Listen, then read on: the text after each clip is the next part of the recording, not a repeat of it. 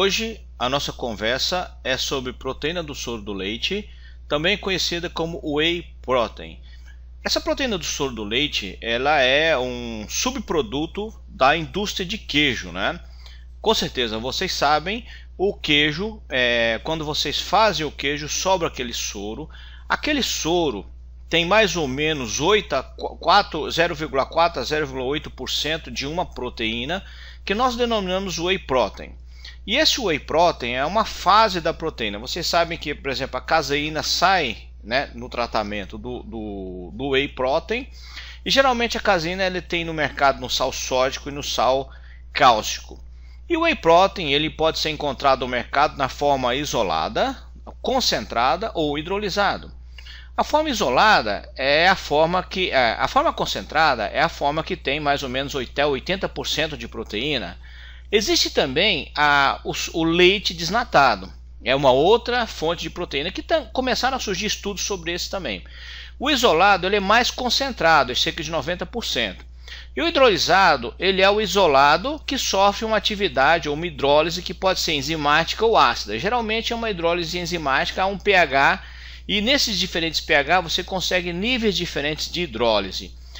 A indústria de whey ela é muito cara, né? E o whey é um produto cada vez mais escasso no mercado. Por quê?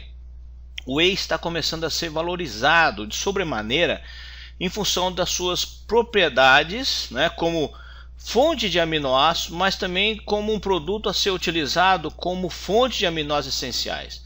E a concentração de aminoácidos essenciais no whey torna ele particularmente aplicável em muitas patologias, assim como na atividade física, né?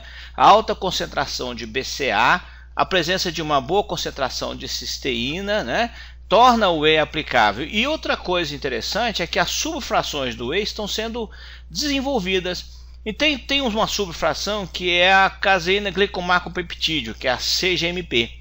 Qual que é a característica básica? Ela tem proteína e tem um baixo teor de fenilalanina. Existem também outros wheys, por exemplo, no mercado brasileiro hoje deve entrar uma proteína do soro do leite com alto teor de fosfatidilcerina. Né? Para que ela vai ser aplicada? Para melhora de memória e também para fadiga central. Eu não sei se vocês sabem, a fosfatidilcerina ela funciona muito bem para fadiga central. E existe essa caseína glicomacropeptídeo, ela libera CCK, que é a colecistoquinina. Então dá uma mensagem, né, de saciedade. E eles estão fazendo um subtipo de whey agora, onde estão concentrando o triptofano. E vai entrar no mercado um whey que tem um teor razoavelmente bom, mais ou menos 3 a 4% de triptofano. E vai ser uma fonte de triptofano, por exemplo, para formulações onde vocês queiram aumentar o aporte de triptofano no seu paciente. No frigir dos ovos, o processo de metabolismo básico é muito simples. A proteína da dieta, né, ela é quebrada em peptídeos e depois em aminoácidos. O nosso corpo geralmente absorve aminoácidos ou peptídeos, né, peptídeos pequenos. E nós podemos fazer o quê? Esses aminoácidos vão ser utilizados no nosso metabolismo. Por exemplo, conversão para outros compostos. Um dado interessante é o triptofano, que vira serotonina e depois melatonina. Né? Mas que pode virar, por exemplo, a vitamina B3. Então o triptofano é fonte de B3. Ou ele pode ser oxidado. Ele vai perder o nitrogênio vai virar amônio, a amônio vai virar ureia. E aí você tem um ciclo da amônia e essa oxidação para formar energia. Acontece quando? Quando você tem um aporte calórico insuficiente. Você sintetiza aminoácidos não essenciais, né? Então, por exemplo, a partir da glicose, você faz serina, glicina, glutamato, alanina, aspartato, né?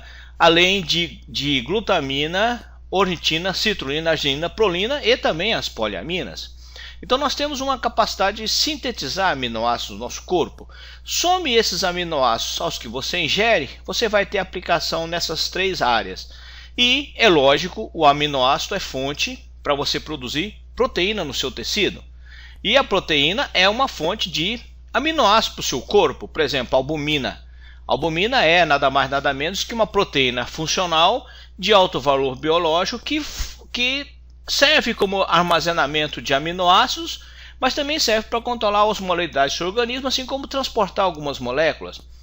E você tem, por exemplo, essa ligação interessante onde a proteína do teu corpo pode ser utilizada para fazer energia ou para ser utilizada para ser convertida em outros produtos de acordo com o pool que você ingere na dieta e aquilo que você sintetiza.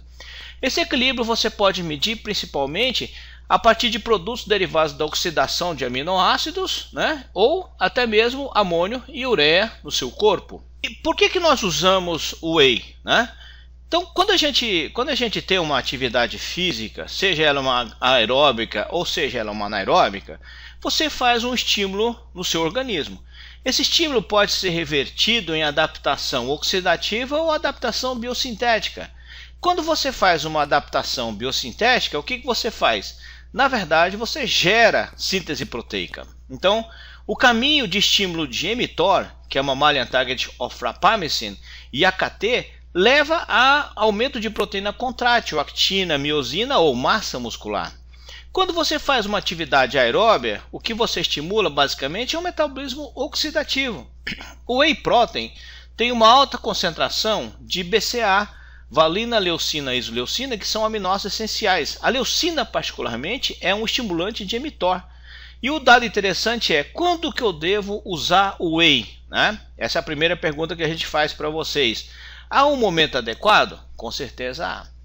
Então os aminoácidos, particularmente a leucina, estimulam o mTOR. E esse estímulo de mTOR estimula aquilo que está aqui embaixo, aqui, que é a síntese de proteína muscular. Mas ao mesmo tempo você tem a insulina, que também estimula a mTOR indiretamente via AKT. E a atividade física, né, o estresse da fibra muscular e da membrana da célula, estimula via tuberina o mTOR também. E esses estímulos são sinérgicos, somando para a síntese proteica. Basicamente, você interage entre aminoácidos leucina, aminoácidos insulina e atividade física para gerar a síntese proteica. Mas imagina você que essa síntese proteica não precisa ser só para fazer músculo, né? Pode ser para fazer outras coisas, né? Para fazer novas células, por exemplo, para fazer anticorpos, para fazer, sei lá, qualquer tipo de proteína, como colágeno, por exemplo, né? E aí você tem que estimular o mTOR e dar o substrato. O que eu sempre falo com relação a isso é que no momento em que você tem um estímulo de mTOR, que é uma Mammalian Target of Rapamycin, você deveria ter o máximo de aminoácidos no seu corpo.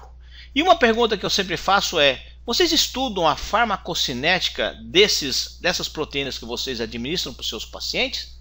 Ou avaliam qual que é o momento adequado para que você tenha o maior aporte de proteína, que aquilo coincida com o estímulo anabolizante? Esse estímulo anabolizante para vocês aqui pode não só ser fazer músculo, pode ser cicatrizar um tecido. Esse estímulo anabolizante que você tem aqui pode ser uma resposta imune. Imagine você que toda resposta a uma agressão exige um anabolismo. Num processo de queimadura, por exemplo, numa cicatrização, numa consolidação óssea, numa cicatrização de feridas ou mesmo na produção de enzimas proteína no seu organismo. O whey protein, na verdade, não é uma proteína só, é uma soma de proteínas, né? São aquelas proteínas que são encontradas no soro do leite. E o whey protein tem várias aplicações. Você fala assim, a atividade física é uma delas, né? Mas, por exemplo, ele promove o crescimento do osso, a força muscular, que é o que vocês usam mais, mas ele inibe algumas proteases. Tem estudos mostrando uma atividade anticâncer, né? O teor muito baixo de metionina, o teor baixo de glutamato dá uma cara antiproliferativa. O whey tem capacidade antioxidante, o whey aumenta a glutationa no seu corpo, o whey é imunoestimulante, né? O whey é insulinotrópico, libera insulina, peptídeos do whey e da caseína também, aí eu não vou só jogar o whey para cima, tem atividade antipertensiva, sequências de aminoácidos de isoleucina, prolina e prolina inibem a enzima conversora de angiotensina, diminuindo a pressão arterial, no mesmo modo de ação dos inibidores da ECA, como captopril, enalapril, lisinopril, dependendo da intensidade, seria quanto de peptídeo chega até o receptor. Cicatrização de feridas, né? O whey é importante para isso. Melhora de função cognitiva, melhora de humor, né? Essas subfases do whey, com triptofano, melhora o humor do paciente. O whey tem uma atividade hipolipidêmica somada à atividade física, né, principalmente atividade resistida. O whey baixa bastante o colesterol e diminui a resistência periférica à insulina. O whey é capaz de baixar o colesterol e o whey por si só tem uma atividade antimicrobiana, né? Lá no whey você tem a lactoferrina, que quando reage com ferro vira lactoferricina, que tem atividade microbicida, né? E olha aqui uma grande aplicação, o glicomacropeptídeo é uma proteína sem fenilalanina que pode ser aplicável em pacientes com fenilcetonúria, né? Essa é outra abertura de mercado. Então o whey tem muito mercado e cada vez mais o whey está sendo aplicado em nutrição enteral nos pacientes, né? Dietas para pacientes em estado crítico devido a esse monte de efeito que ele apresenta. Ainda continuando no whey, né? O whey, suas frações, seu peptídeo, seus aminoácidos, você tem dentro do whey proteínas que são grandes, pequenas e até alguns aminoácidos que você avalia. E basicamente o que eu tenho em termos de funções, né?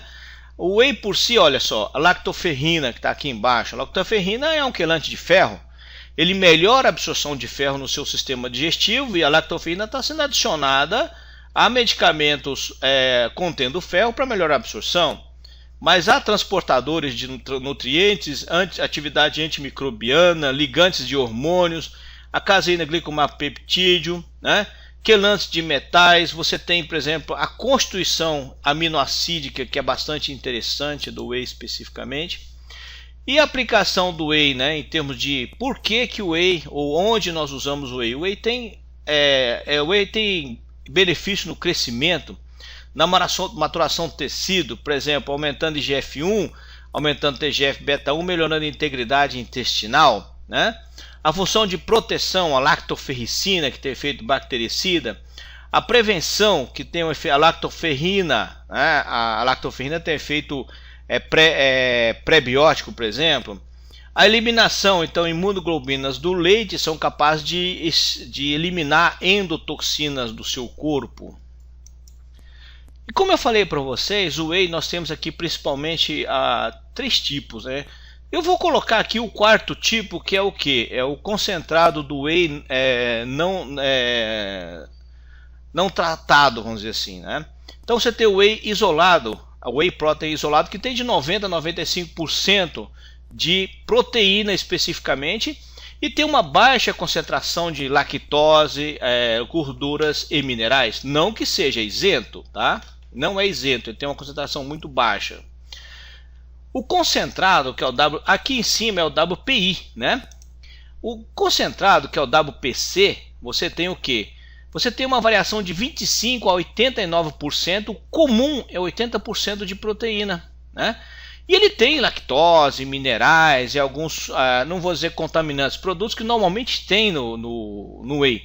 Geralmente o que eles fazem? Tiram esse produto aqui por ultrafiltração ou por coluna de troca iônica. Por isso que o pessoal fala, whey obtido em coluna de troca iônica, whey obtido por ultrafiltração. Então, é isso aqui que eles fazem. Na verdade, não é que eles estejam fazendo um tratamento adicional para deixar o seu whey mais bonito, que eles estão tirando moléculas. Eu não sei se vocês sabem, mas a lactose ela tem um mercado muito grande na área farmacêutica, ele é um commodity bastante interessante. O whey protein hidrolisado, que geralmente é o que? É o WPI, que está aqui em cima, que é quebrado por hidrólise. Então você submete, né, a proteína, você submete o whey, a proteína do whey a uma hidrólise, geralmente enzimática, e você reduz o potencial alergênico quando você tem alergia à proteína do soro do leite. Então estudos mostram que quando você é alérgico à proteína do soro do leite, o WPH, que é o hidrolisado, não traz ou tem um risco muito baixo de causar ou de acionar esse processo antígeno-anticorpo. E pode ter várias concentrações, né?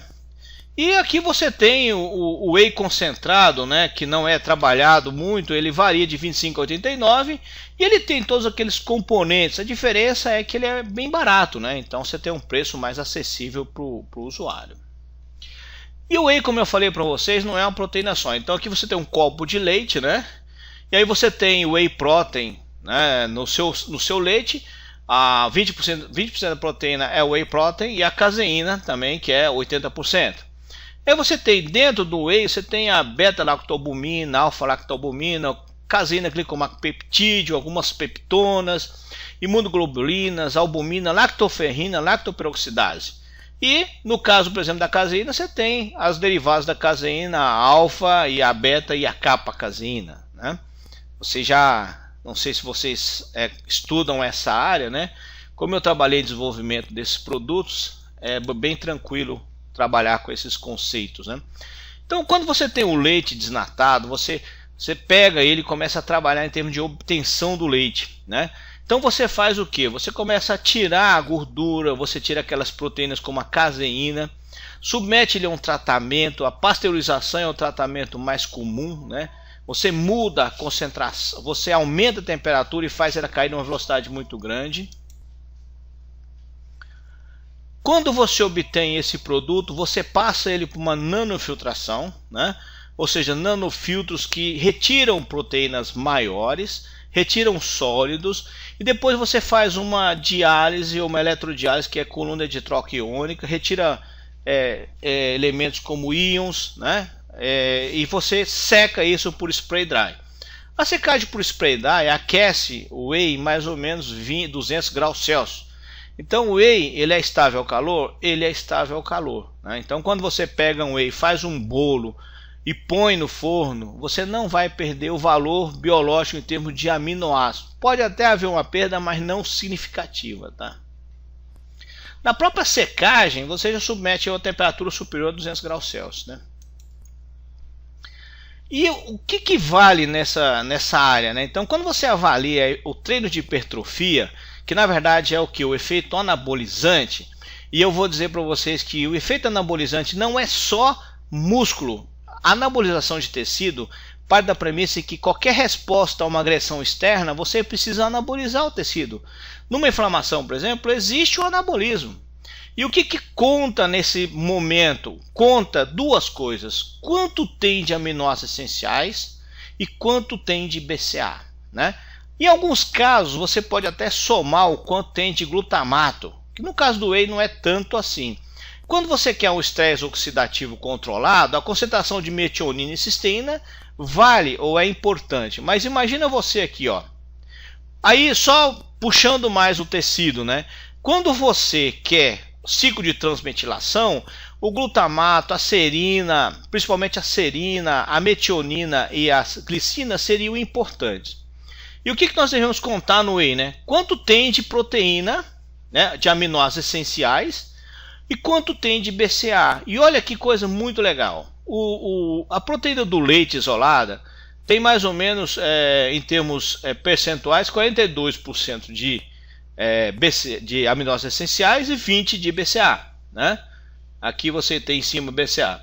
O isolado ele tem 24,2% e 49% de aminoácidos essenciais. O hidrolisado já tem mais, né? O hidrolisado ele tem um pouquinho mais de BCA em relação ao isolado. Olha a caseína. A caseína tem um teor baixo de aminoácidos essenciais em relação ao próprio whey e tem um teor menor de BCA. Por isso que a caseína não dá os resultados que o BCA dá nos pacientes, né? Olha a proteína da soja. A proteína da soja tem um teor de aminoácidos essenciais baixo, menor do que a própria caseína, e um teor relativamente razoável de BCA, quase igual da caseína, que fica muito parecido com a proteína do leite, do ovo, né? Que tem 42% de aminoácidos essenciais e 20% de BCA. Qual que seriam os melhores? Na minha escolha, se você quer um anabolismo, para mim é o WPI, que é o Whey Protein Isolate, e o hidrolisado, o WPH. Por quê? Por conta da soma de aminoácidos essenciais mais os BCAAs que estão dentro da estrutura dele. E assim, voltando no anabolismo, né? A atividade física em si, a síntese muscular, ela é melhor ou acontece melhor em que horário, né? Então você tem aqui o período de repouso, né? Onde o indivíduo ingerindo o whey ou em jejum tem um desempenho de ganho de síntese proteica. Nós estamos contando só anabolismo, não catabolismo. 3 horas após, e olha que interessante que o indivíduo alimentado, né, o cara que ingeriu uma proteína, ele tem um desempenho melhor do que o cara que fez atividade física em jejum, em termos de ganho de massa. Aí tem aquela história de fazer a atividade física, qual que é o melhor e qual que é o em jejum ou não. Se você faz um exercício resistido, né, você fazer atividade física alimentado, ó, com whey, por exemplo, e aí eu gosto muito do WPI para essa finalidade, mas você pode usar o WPC, só você corrigir o teor proteico, vai dar um resultado bastante interessante com relação a ganho de massa. E esse período de síntese proteica, ele dura até 48 horas depois, né, da atividade física. E novamente aqui, né, só para mostrar para vocês, em termos de o que é melhor, a síntese proteica está em negrito, tá em linha cheia, e a sinalização celular está em tracejado. Então, qual que é o melhor? Quando você avalia a sinalização celular e a síntese proteica, o melhor é você trabalhar o corpo, né, a massa muscular ou atividade de ganho anabolizante com exercício, aminoácidos e de forma que você tenha insulina liberada, né? Então olha aqui, o melhor desempenho de sinalização e de síntese foi quando você teve o exercício, os aminoácidos e a insulina liberada do seu corpo, né? Então a insulina vai estimular a KT, inositol fosfato, o whey vai estimular via leucina mTOR, a atividade física vai estimular a biossíntese. Então somando os três você vai ter o melhor efeito em termos de anabolismo proteico. Imagina você que o anabolismo proteico ele não deve ser avaliado só na atividade física, eu volto a falar isso de novo. Então se você quer fazer, por exemplo, um anabolismo proteico num cara que está com uma infecção, né? Aí você tem que usar os estimulantes do anabolismo proteico nesse indivíduo, fornecer os aminoácidos essenciais, mas o interessante seria você fornecer o quê? Uma glutamina, um zinco para esse paciente, se você quer que as células brancas do sangue dele comecem a proliferar em maior velocidade, né? Então esse é o outro trabalho que eu trouxe para vocês. Ele fez uma suplementação e zero, né? Aí eles usaram a AUC, que é a área sobre a curva, que é considerada uma boa avaliação do tanto que foi absorvido, né? Ou da concentração total. Você tem a área sobre a curva do zero, que é aqui no 0, 10, 20, 40 gramas de whey. 0 é o branco, né? 10 é o cinza claro, 20 é o cinza mais escuro e 40 é o negro, né, o preto escuro. E aí você tem a curva de concentração de aminoácidos. Olha que interessante que, na verdade, há uma relação de proporcionalidade com a dose, mas há uma coisa interessante que vocês podem notar, é que 40 fez uma diferença muito grande em relação a 10 e a 20, 10 e 20 não deu uma diferença muito significativa no indivíduo, né? Então você tem, por exemplo, em diferentes momentos, né, o indivíduo mostrando que a área sobre a curva de leucina, de BCA, de aminoácidos essenciais e aminoácidos totais é melhor quando você administra uma dose maior. E a dose de 20 para 10 não faz uma diferença tão grande assim. Então se você for falar assim, eu vou dar 10, eu vou dar 20, do ponto de vista da área sobre a curva, o resultado não é tão diferente, tanto em relação à leucina, como em relação ao BCA, área sobre a curva, quanto aminoácidos essenciais, quanto aminoácidos totais. Já 40 dá uma mudança bastante grande, né? Se você olhar que 20 é o dobro de 10 e 40 é o dobro de 20, a curva não segue um padrão de relação direta, né? Começa aí as coisas interessantes. Tempo e produtividade, né? Então, por exemplo, o time ou a forma de administrar o produto. Olha aqui o ganho fracional, né, do indivíduo e o indivíduo que é um indivíduo não treinado e o indivíduo que é treinado. O indivíduo que é não treinado, ele parece que tem um estímulo inicial maior do que o treinado. E o treinado, o estímulo dele de ganho de músculo, após uma atividade física, ele dura aí algumas horas, chegando ao nível de normalidade mais ou menos após 16 horas. Enquanto que o cara que é treinado não, ele mantém uma curva mais interessante, né? Depois de algumas semanas, o cara que é o não treinado, ele vira um cara treinado.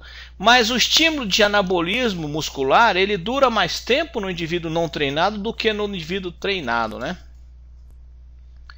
Olha que interessante esse trabalho aqui. Esse trabalho foi um trabalho de gestão de proteína do soro do leite, comparando com aminoácidos, né?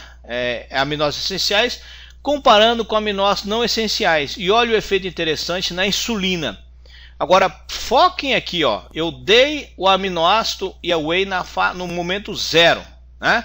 Com mais ou menos 45 minutos, eu tive o pico máximo de insulina. 45 minutos.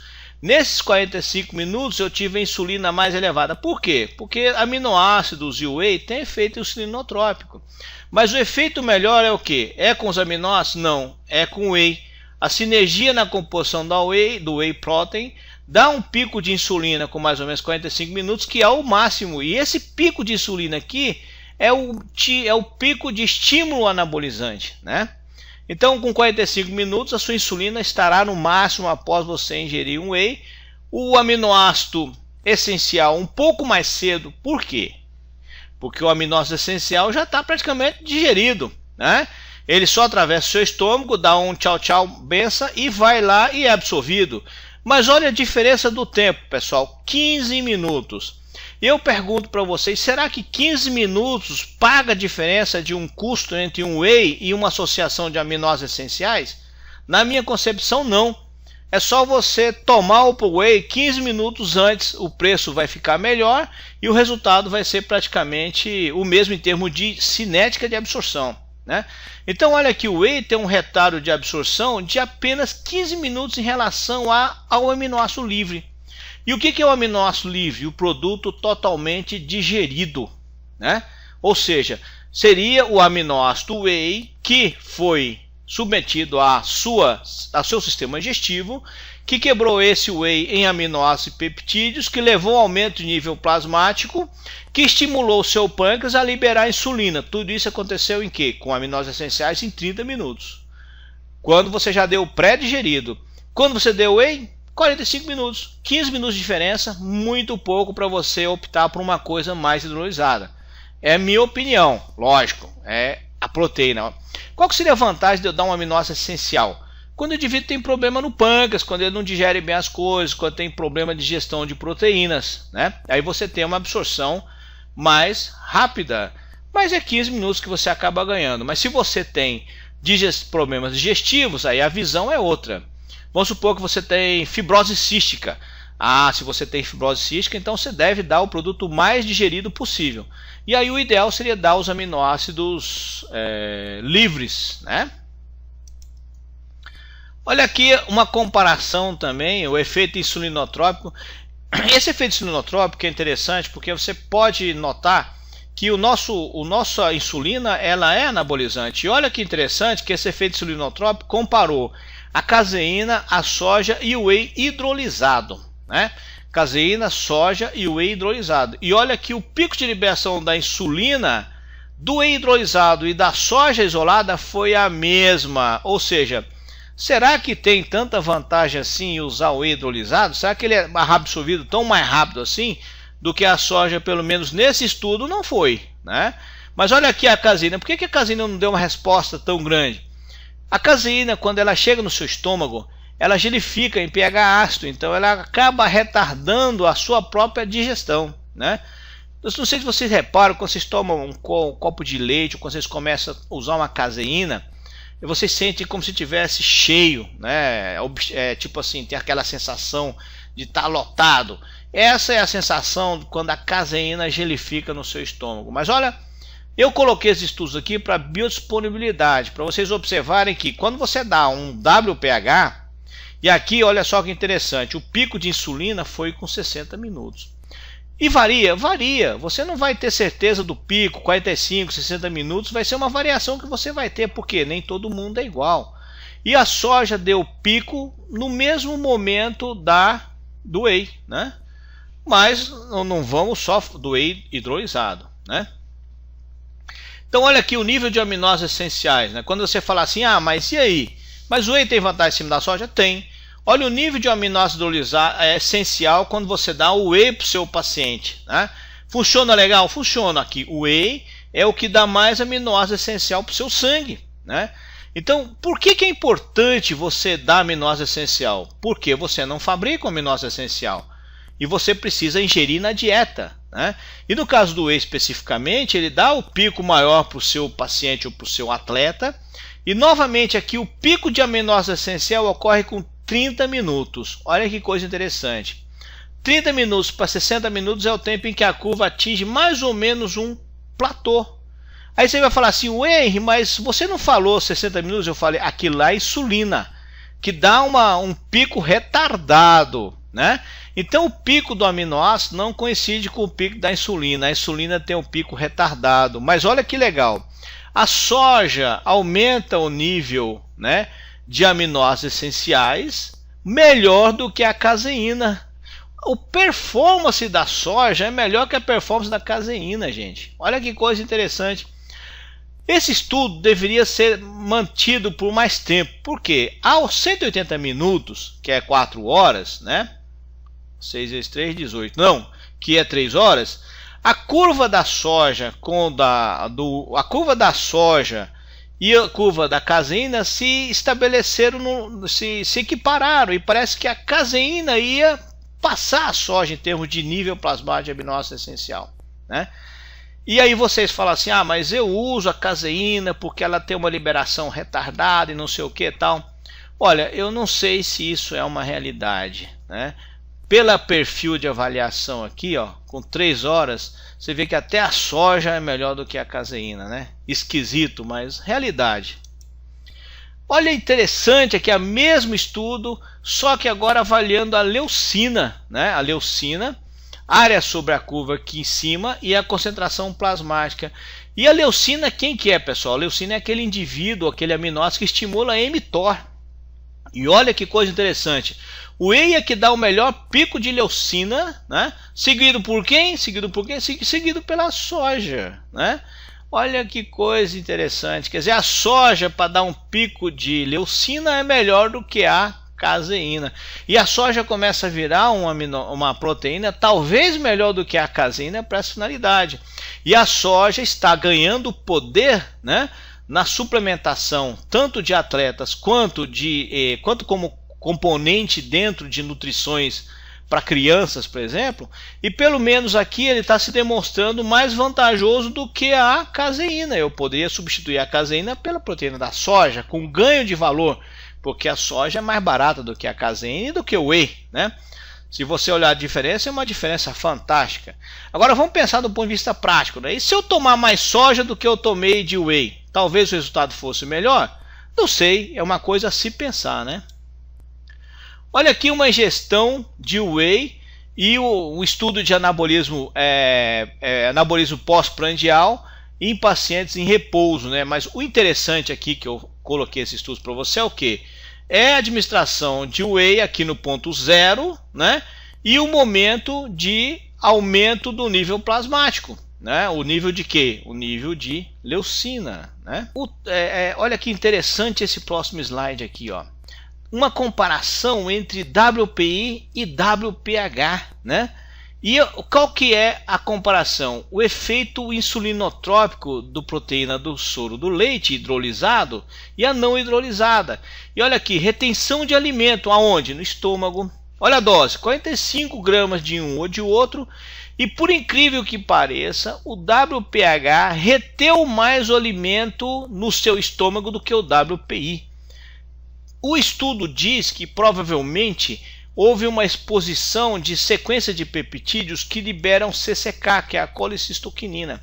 A colecistoquinina, ela é um peptídeo intestinal liberado pela chegada de alimento na primeira porção do intestino delgado. E o que libera a CCK? Né?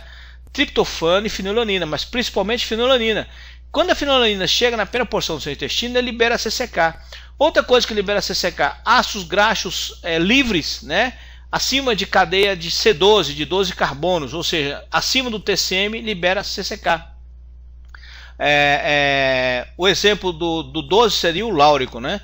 Então você tem o que? Você tem o WPH, né? Parece que, depende do tipo de hidrólise que ele sofre, eles põem sequências peptídeos que liberam CCK e que torna que mantém a proteína ou o alimento mais tempo no seu estômago preso, porque a CCK inibe a motilidade do estômago.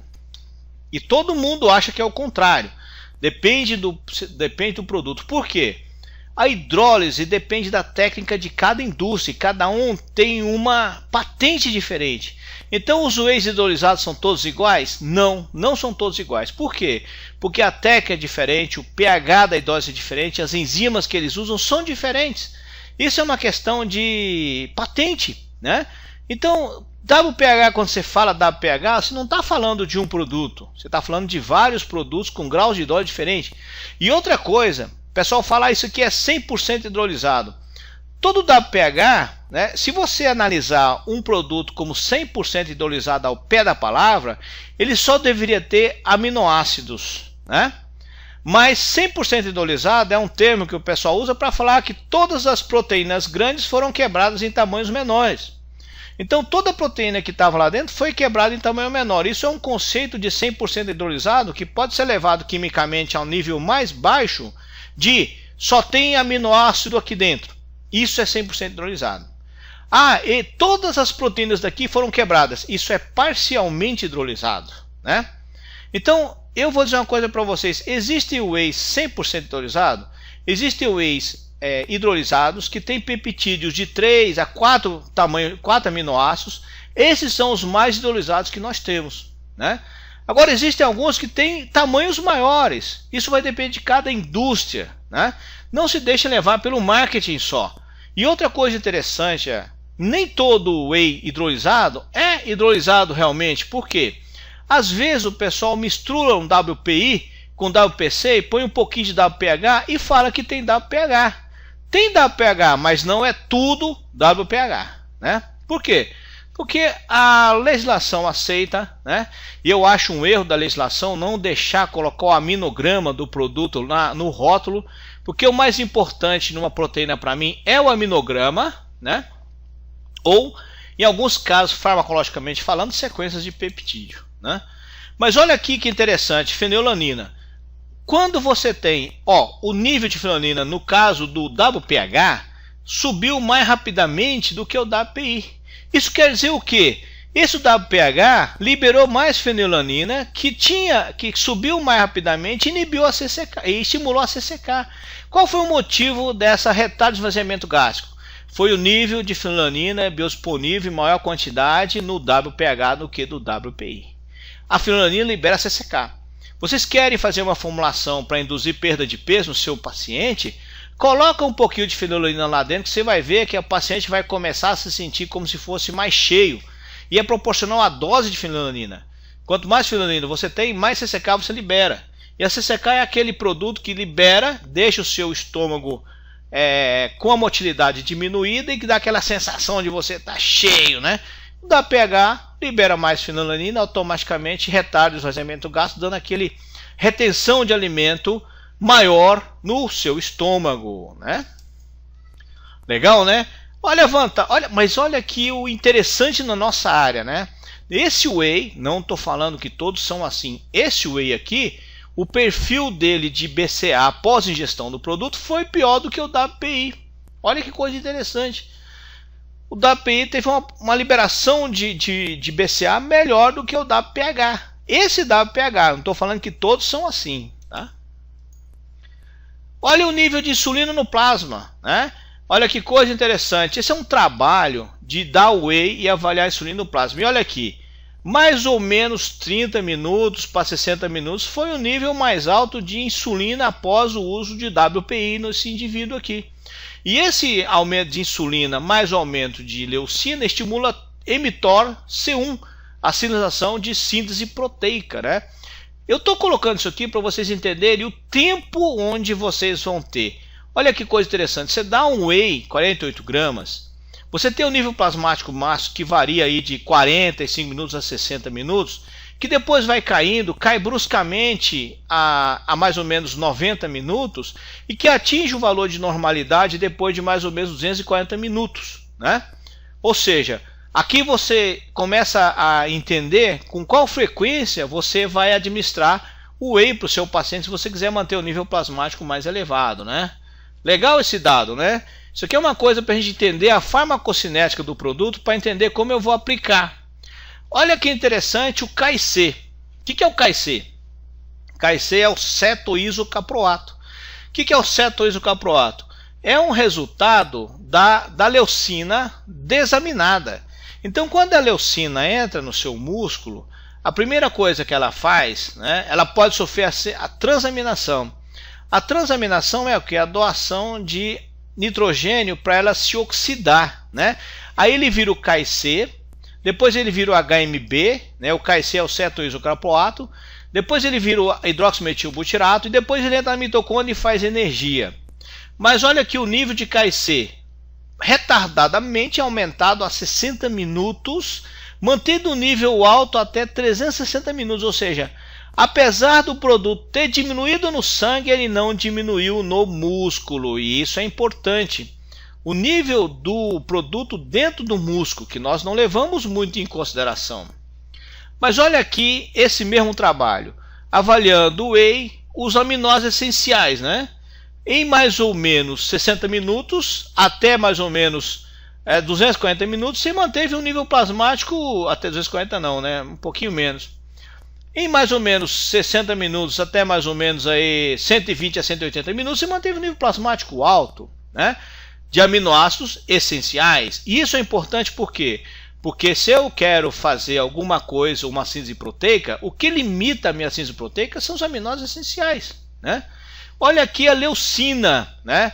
A leucina, um pico máximo com 60 minutos em média, mantendo o nível alto mais ou menos como os aminoácidos essenciais. Olha que as curvas em cima e embaixo elas se sobrepõem.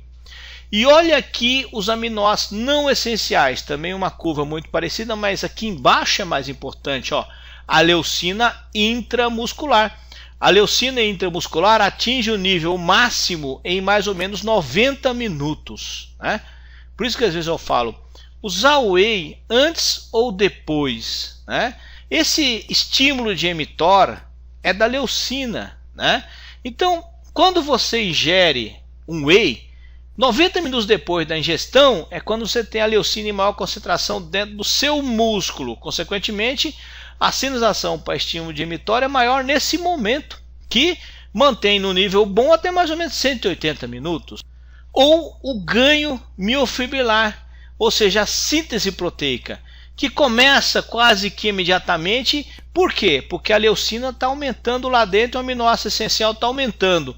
Atinge um pico máximo que coincide com o pico da leucina intracelular máxima. Olha que coisa mais fantástica. E que dura num nível bom, mais ou menos até 91 a 180 minutos, né? Então você tem aqui a avaliação de uma curva de perfil de ganho de miofibrila ou síntese, que o pico dela coincide com o pico da leucina intracelular. Ou a fração de síntese no sarcoplasma, né?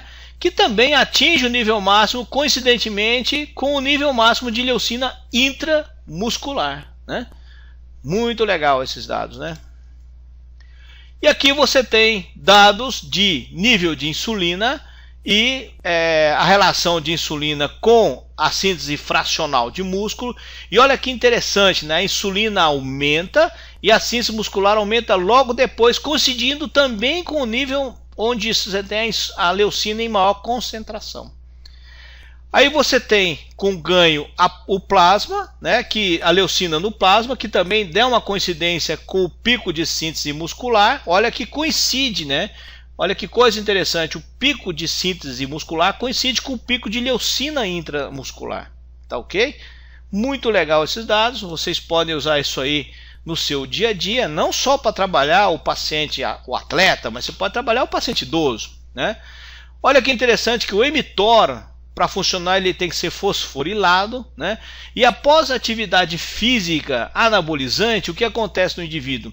Ele fosforila o mTOR. E essa fosforilação acontece no nível máximo no indivíduo jovem. Ele começa a ter uma diferença grande, mas olha que legal essa curva. A curva da fosforilação do mTOR do indivíduo jovem acontece mais precocemente do que do indivíduo velho. O indivíduo velho tem um pico de fosforilação mais ou menos igual ao do jovem, mas o jovem começa o pico mais cedo, a curva que é ascendente mais cedo e que mantém um nível mais ou menos constante. O velho não, o velho tem um pico alto com 3 horas. Esse pico de fosforilação de mTOR é o pico de estímulo anabolizante associado ao mTOR. especificamente pela atividade física, tá? E aí você tem, por exemplo, os efeitos da síntese fracional, e olha que coisa interessante, a síntese fracional de músculo no jovem atinge um pico mais ou menos de 1 a 3 horas, mantendo-se constante até 6 horas, e no paciente velhinho ele atinge mais ou menos aqui o máximo num pico de 3 a 6 horas, ou seja, a síntese muscular no paciente idoso é retardado. Isso nos leva a concluir que a suplementação dos aminoácidos nesse indivíduo mais velho talvez deva ser feita em um horário diferente do indivíduo mais novo, né? E a gente não pensa muito nisso, mas olha aqui o pico de aminoácido pós-exercício. Após o exercício mais a suplementação de aminoácido, a percentagem de síntese fracional ocorre num período máximo 5 horas depois no paciente idoso. Isso aqui é uma comparação de proteínas que tem no mercado, né? Então você tem a proteína da ervilha, do arroz, da soja, o glúten. O glúten é uma excelente proteína se você não for alérgico ao glúten, né? Ele tem o teor de glutamina muito alto, bastante interessante. Então você tem aqui o glúten, o whey e o ovo, né? Olha aqui o pico da isoleucina. É melhor com quem? É melhor com o whey. E o segundo melhor foi quem? Foi o ovo. Olha que coisa esquisita, né? Linda, maravilhosa, mas muito interessante. Olha aqui o pico da leucina, né? O pico da leucina, o melhor foi quem? Foi o whey também, né? E olha aqui o pico da lisina, quem foi melhor? Foi o whey também, né? Atividade física resistida, né? E a miostatina, né? A sinalização de miostatina. Então os estudos mostram que a atividade física resistida ela é associada a maior fosforilação de mTOR, e essa fosforilação de mTOR ocorre após suplementação proteica num período máximo em unidades arbitrárias em 1 hora, né? Aqui especificamente no indivíduo jovem, né? Mas a fosforilação de mTOR associada à atividade física mais uma proteína. E o uso, né, de suplementação mais atividade física que estimula o mTOR em unidades arbitrárias em relação ao início também é capaz de fazer o quê? Inibir a miostatina. Então olha aqui a suplementação proteica e após 21 semanas de treino, a miostatina estava no nível inferior em relação ao placebo e ao controle, né? Mostrando que a atividade física somada à proteína do soro do leite, além de estimular TOR-RC1, né? TOR-C1, ele também modula a atividade da miostatina no seu corpo. Aqui você tem a síntese miofibrilar após ingestão de proteína do soro do leite versus caseína micelar, né? E a caseína micelar, obviamente, como vocês concluíram já, tem uma performance inferior ao whey. Tanto o indivíduo alimentado quanto o indivíduo com atividade física alimentar. Olha, comer aumenta a síntese muscular? Aumenta, né? Tomar whey aumenta a síntese de músculo? Aumenta, mas se você fizer uma atividade física, o resultado é melhor, né? Aqui você tem o ganho fracional em relação à dose, ainda trabalhando com atividade física, evidentemente que é proporcional à dose, né? Em termos de fração. A atividade física é muito importante, mas a não falta de proteína também é tão importante quanto. Esse slide aqui é velho, ele é de 2006, mas eu acho esse próximo slide fantástico. Por quê? Ele compara esse tipo, porque tem gente que fala assim, eu tomo whey de manhã, à noite, na hora do almoço, tal. Ou tem aquele que toma antes e após a atividade física. E olha que legal, antes e após a atividade física é o branquinho, de manhã e à tarde é a coluna preta, né? A massa magra, quando você toma antes e depois, é maior. Você tem maior ganho de massa. E a gordura corporal, quando você toma só antes e depois, é menor. Então você ganha massa magra e perde massa adiposa de forma mais eficaz, se você toma whey antes e depois. Por quê? Você pode tomar uma quantidade menor, porque você está focando na atividade física. Eu sempre falo assim, você pode estar dando proteína no horário errado e demais. E aí o seu corpo vai pegar aquela proteína e oxidar e formar gordura, né? E isso é importante. Se você está pegando proteína, whey, gastando dinheiro para comprar whey e tomando whey na hora errada e fazendo gordura, você vai ganhar menos massa e você vai ficar gordinho, né? Então, se você tomar antes e depois, é a melhor forma de você suplementar o whey numa atividade física resistida, né? Olha que legal. Há associações, né? Então você pensa assim, eu vou pôr carboidrato, eu vou usar carboidrato e proteína, eu vou usar carboidrato, proteína mais leucina. Em termos de efeito insulinotrópico, associar o carboidrato com a proteína e a leucina é o que dá maior benefício insulinotrópico nos pacientes, né? Aqui um efeito insulinotrópico muito interessante poderia ser conseguido com a palatinose, né, que é a isomaltulose, associada ao whey protein mais a leucina, daria um puta efeito prolongado, né? Seria uma fórmula que nós podemos pedir aos céus para que alguém lançasse. Olha essa suplementação aqui, né?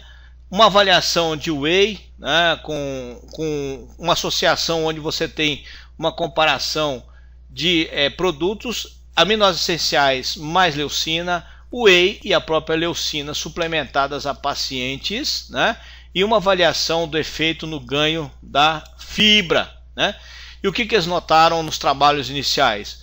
Quando você dá o aminoácido essencial com a leucina mais o whey, você tem uma performance diferente, ó. A leucina em si aumenta a leucina e cai rápido, né? Quando você dá o whey, né? Quando você dá o whey em si, você tem um nível de aumento menor, mas que mantém mais tempo. Quando você dá o aminoácido essencial mais a leucina, você tem uma dose menor. Qual é o grande erro desse trabalho? O grande erro desse trabalho foi que eles não fez a dose igual. Se você for olhar aqui, e vamos ver aqui anterior, a coincidência interessante que existem entre as formulações são o quê? Olha que coisa, você vai somar o total de aminoácidos aqui, é diferente. O whey é maior do que os outros, né? Em termos de concentração de aminoácido total, 24 gramas de whey, 8 gramas de aminoácidos somados com a leucina, que foi 3 gramas, e aqui os aminoácidos essenciais mais a leucina, ó. Então vamos pôr a leucina como fator comparativo. No caso da leucina no whey e a leucina na associação de aminoácidos mais a leucina, e a leucina nos aminoácidos essenciais mais a leucina, né? Olha a composição é um pouquinho diferente, onde a leucina que fez a diferença aqui, né? E o whey com a mesma quantidade de leucina. Então, para efeito leucina, né? Uma comparação interessante. E aí você tem o que, né? Um perfil onde o whey acaba se mostrando melhor do que aminoácidos associados à leucina, em termos de biodisponibilidade da leucina em si, de aminoácidos essenciais e aminoácidos totais. Então aqui você tem o ganho fracional, onde a leucina em dose alta associada a aminoácidos levou um ganho fracional relativamente bom, mas que na média o whey teve mais ou menos o mesmo resultado do que a leucina mais os aminoácidos essenciais, né? Então o whey é uma boa forma de você suplementar aminoácidos para os seus pacientes, né? E aqui, né, o ganho fracional dos indivíduos com atividade física associada, o whey foi o que deu o melhor resultado em termos de ganho de massa muscular, né? Quando você mede a fenilanina captada no músculo, quer dizer, o músculo capta fenilanina, capta, mas o músculo não usa fenilanina para nada que não seja biossíntese. Então, quanto mais fenilanina o músculo capta, mais biossíntese ele está fazendo. E há o estudo comparativo aqui de carboidrato, perdão, uma água, carboidrato, né, na síntese, na quebra, e carboidrato mais proteína, carboidrato, proteína e leucina. O resultado foi só carboidrato leva a um balanço negativo, você está perdendo massa. Carboidrato mais proteína aumenta a massa, aumenta. Carboidrato mais proteína mais leucina é mais eficaz? É mais eficaz. É um pouco mais eficaz, mas é mais eficaz. Isso aqui também, ó, fenilanina, ganho, né? Ou seja, captação de fenilanina no músculo, ou seja, é ganho de massa. Whey protein, o equivalente de aminoácidos essenciais associados e aminoácidos não essenciais. Se você, por isso que eu falo que aminoácidos essenciais mais o BCA são os fatores importantes para ganho de massa. Então, se você está dando uma proteína de baixo valor biológico, pouco aminoácido essencial, você tem que enriquecer ela em BCA pelo menos. Então, às vezes as pessoas que não podem usar whey, eu recomendo que usem a soja mais BCA, que é uma boa pedida, né? E o ganho fracional em repouso em atividade física, né? Aqui em repouso em branquinho, em atividade física o X preto. Whey melhor do que a caseína, soja pior do que o whey, mas melhor do que a caseína, né? Comprovando aqueles dados que nós vimos anteriormente em termos de nível de BCA, aquelas coisas todas, né? Então soja não é uma proteína tão ruim quanto o pessoal pinta para nós, né? O sabor não é lá essas coisas, mas também a composição dela em termos de benefício e plasma em termos de aminoácidos essenciais, BCA, leucina e atividade física é melhor do que a caseína, que é tão decantada por vocês aí que trabalham na atividade física, né? Isso aqui foi um trabalho comparando o whey com caseinato de sódio, né? Olha que o nível proteico é mais ou menos muito parecido, o restante é muito parecido também, né? Avaliação técnica, né? Alteração na insulina, né? Então olha que coisa interessante, o controle, né? A caseína e o whey, né? Então levou uma mudança na caseína e tem 6 semanas e 12 semanas nos indivíduos, né? Mostrando um benefício a longo prazo. O whey é insulinotrópico, mas em termos de resposta no paciente diabético, o whey é bastante interessante. O índice OMA-IR, né, melhora com o uso de whey, mostrando o whey talvez uma atividade antidiabética, em termos de estado antioxidante, usando a soja e o whey. O whey tem atividade antioxidante, né? A soja tem uma atividade, mas menor do que o whey. O whey é antioxidante? É, o whey tem esse efeito.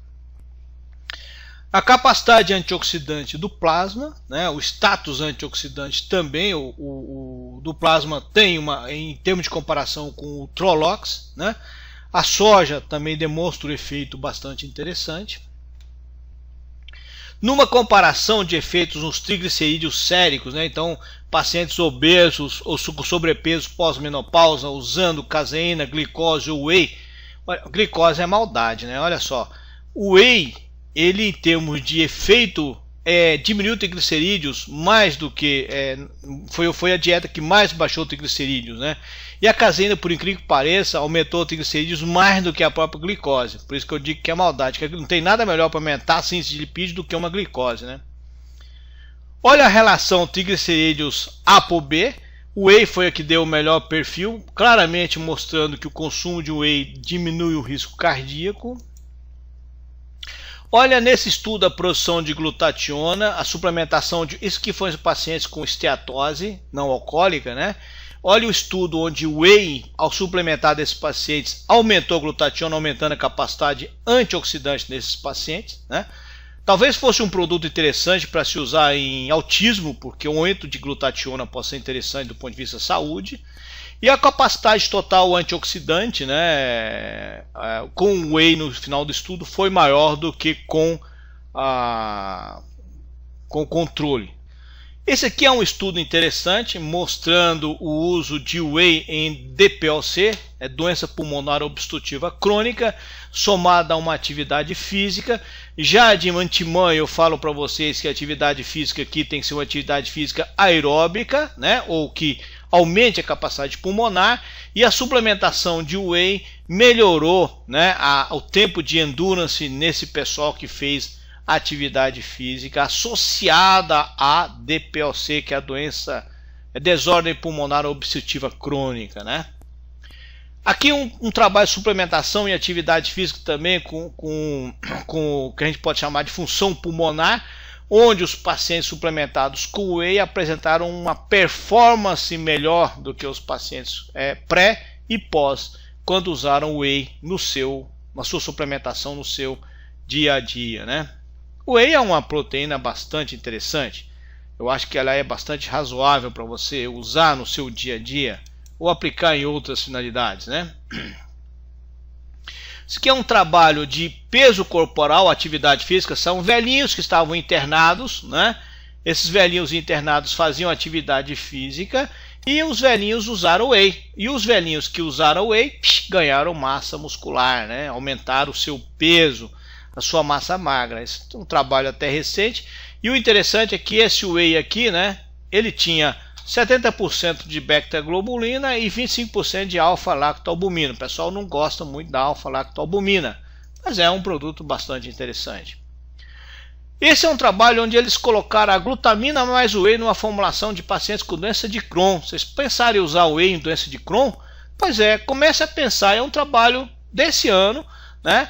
E eles colocaram o que nós chamamos de whey protein com glutamina, e eles observaram o que, né? Em testes de permeação, né? De permeabilidade intestinal, a translocação de lactose e manitol mostrou que, na verdade, eles tinham uma diminuição da permeabilidade intestinal, né? A grande maioria dos pacientes. E a melhora foi quanto pior o indivíduo era, né? Ou seja, quanto pior você estava, melhor você teve em termos de performance. Então o whey é um produto para ser usado em Crohn? Sim. Associa uma glutamina e lá vai. Quer melhorar mais ainda? Bota um zinco. Quer melhorar mais ainda? Usa uma Boswellia serrata. Quer melhorar mais ainda? Usa um ômega 3. Quer melhorar mais ainda? Coloca uma fibra solúvel. Quer melhorar mais ainda? Coloca uma arginina depois que o processo inflamatório se foi, né? E aí você estabelece um conceito de melhor paciente. Ah, um outro produto que vai ajudar? Silimarina, o Silibum mariano. Então nós temos que pensar no raciocínio global, né? Hoje é uma aula sobre o whey, mas vocês podem usar o whey para várias coisas. Lembrem, o whey protein é talvez a melhor fonte de aminoácidos essenciais para o seu corpo e para o seu paciente. Lógico, do ponto de vista proteína isolada. Eu não estou comparando o whey com uma alimentação, né? E eu não deixaria de comer para tomar whey, tá? E de hipótese nenhuma.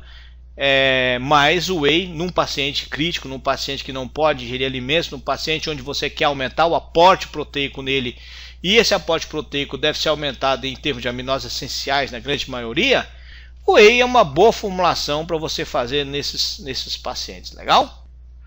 E aqui o WPH, né, em recovery, né, em capacidade de atividade física, e o interessante foi que na recuperação em si, especificamente na dor muscular, o WPH teve uma performance melhor que o WPI, né? Olha que coisa legal. Então o recovery, né, o WPH é um produto bom, ou pelo menos os estudos estão mostrando essa tendência de uso no recovery nos pacientes, né? A dor, né? Ou seja, uma performance melhor em termos de relação com o tempo. E lembrem muito bem que eu sempre deixo esse recado: a ciência é um rolo compressor, né? Não fiquem na frente, não lutem contra ela, porque ela passará por cima de vocês. Então não adianta, porque a ciência realmente vai progredir cada vez mais, vai passar por cima de tudo, e quem não tiver o conhecimento não será um profissional bem sucedido. Pelo menos é isso que eu acredito, tá bom?